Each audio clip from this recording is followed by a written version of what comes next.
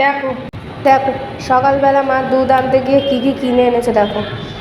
একটা বালতি এনেছে, একটা গামলা এনেছে, একটা নেট গামলা এনেছে, এটা দিয়ে তরকারি আর কি রান্না, দুধ টুধ বিশেষ করে ঢাকা যাবে। আর এই কৌটো এনেছে, বাবা কত কিছু। তো এখানে চা বসিয়ে দিয়েছি, দুধ চা, আর এদিকে তাতানের বোতল বয়েলিং হচ্ছে। আমাদের কাছে বোতল স্যানিটাইজ করার কোনো মেশিন নেই, আমরা এই গ্যাসেই করে নিই। তো চলো চালটা ঘরে নিয়ে গিয়ে খাই।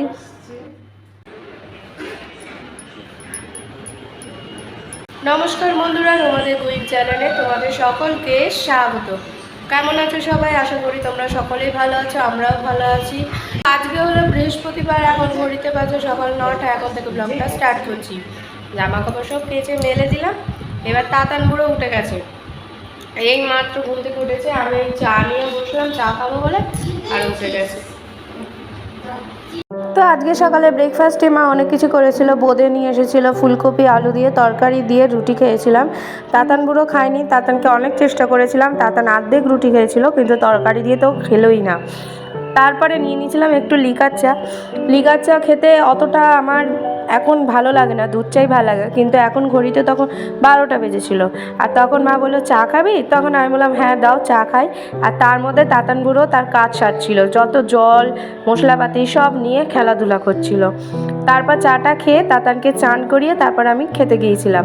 তো মা বানিয়েছিল এখানে ডিম কষা, এখানে ধনেপাতা দিয়ে ডাল করেছিল, আর তেঁতুলের চাটনি করেছিল, আর সকালের একটু তরকারি ছিল, সেই দিয়ে মা এক গাদা ভাত দিয়েছিল। শরীরটা এতটাই লাগছিলো, দুর্বল লাগছিলো, ঘুমিয়ে পড়েছি। মা ডাকলো, কিরে যাবি না? তো ওখান থেকে তো আমি নাম লিখেছিলাম ডাক্তারের কাছে। তোমার সকালবেলা যখন নাম লেখালাম তখন বলল যে 3টের সময় ফোন করে জেনে নেবে কনফার্ম কিনা। তো ঠিক আছে, 3টের সময় ফোন করলাম, তখন বলে 5টার পর একবার ফোন করে কনফার্ম হয়ে নেবে যে আজকে তোমার ডেটটা পড়ছে কিনা। আর শরীরে দিল না, তো আমি আর পারলাম না, তো ঘুমিয়ে পড়েছি। মা ডাকছে, আমার কোনো সারই নেই, এমন ঘুমিয়েছি কোনো সার নেই। আর যা হলো না আজকে, তো দীপক তো খুব রেগে গেছে, কিন্তু কি করব, চোখগুলো দেখো বুঝতে পারবে, একদম দিচ্ছে না, এনার্জি নেই। তাই জন্য বললাম যে থাক, সামনের সপ্তাহে যাব। এই সপ্তাহ না হলে আর এখন হবে না, আবার সামনের সপ্তাহে। তো সামনের সপ্তাহে দেখি। তো তাতানকে জোর করে ঘুম পাড়ালাম। ওকে তো ঘুম পাড়াতে যে কী এনার্জি লাগতে হয়, মনে হয় গ্লুকন-ডি গ্লুকোজ সব কিছু খেয়ে তারপর তাতানকে ঘুম পাড়ালে মনে হয় ভালো হয়। খাওয়াতে আর ঘুম পাড়াতে এই দুটো কাজে যে এতটা সময় লাগে, এরপর যখন পড়াশোনার জগতে ঢুকবে তখন তো বাবারে বাবা, মাথা পুরো আমার যাবে।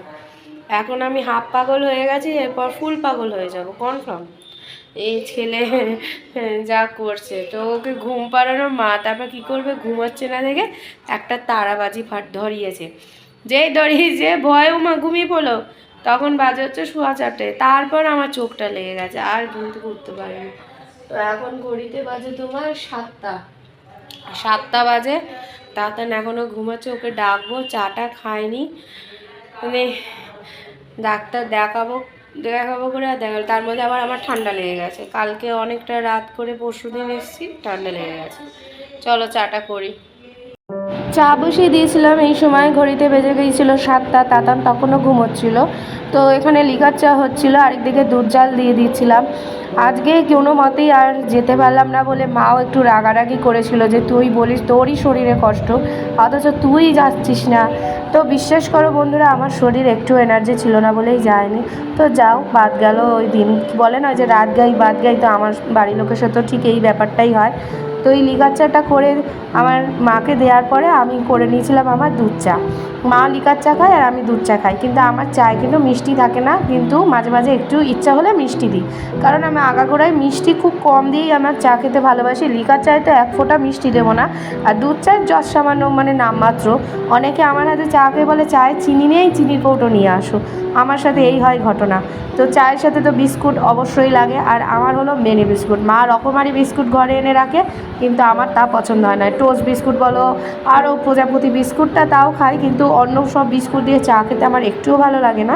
মানে এমনি সময় বিস্কুট খাবো, কিন্তু চায়ের সাথে আমার থিন বিস্কুটই লাগবে, আর অন্য কোনো বিস্কুট আমার হবে না। আর সাথে নিয়ে নিয়েছিলাম জল, কারণ আমি চা খাওয়ার আগে একটুখানি জল খেয়ে নিই, তারপরে আমি চা খাই।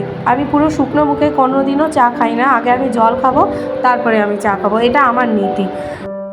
নিজের ঘরে বসে এডিটিং করা কমপ্লিট হয়ে গিয়েছিল, ভিডিও পাবলিশ করে দিয়েছিলাম। তারপর আমি দরজা বন্ধ করে যেহেতু করি, তাতানকে মা এই টিভির ঘরে দরজা বন্ধ করে রেখে মা ওকে নিয়ে টিভি দেখছিল, আর তাতানের মতো খেলছিল। আর এই সময় আমি ফ্রিজ থেকে কেক বার করে নিয়েছিলাম, মা আজকে আবার কেক এনেছিল। আর এইখানে আমাদের মিষ্টি ফিষ্টি সবই মা এনে মজুত করে রাখে। আমাদের এই বাপের বাড়ি বাস স্ট্যান্ডের এখানে নতুন কেকের দোকান হওয়াতে আমাদের খুব সুবিধা হয়েছে, যখন খুশি যেটা ইচ্ছা কেক কিনে খাওয়ার মতো। তো বাটারস্কচ কেকটা হাফ তাতান খেয়ে রেখে দিয়েছে, চকলেট কেকও তাতান হাফ খেয়ে রেখে দিয়েছে, আর আমার জন্য মা এনেছে এই ব্লুবেরি কেকটা। এবার রাতের ডিনারে ছিল আজকে ডিমের কষা আর স্যালাড আর রুটি নিয়ে খেয়ে নিয়েছিলাম।